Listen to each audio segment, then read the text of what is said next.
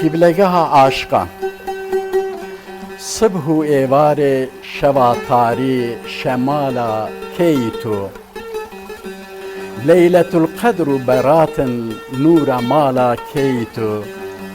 Çiçeka bağı irem şevk bejnu bala keytu Dilbera gerden şefifi danuva durra aden Naziku mevzun latifi nehliya selva çimen Gül libasi, gül kıyasi, gül eni, gül pireheng Ahuya deşta tatare,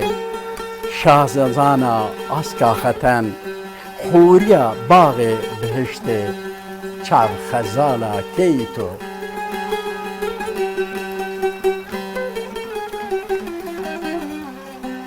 Şeh kitêbek min divêt behsê muhebbet kin temam Sed tilism û sehre têda pêk ve suryanî makam Ebceda eşqê me xwend û eql û wenda kir wemam Huriya bağı bihiştê tûtiya tawus xeram Geyrî bateyî padişaha min delala keytu من دستیت نخوشه دلم چپک مرتمتن نشه دلم دل من هر دم بکره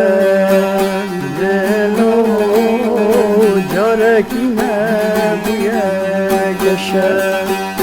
دل الله من تپتشی دلو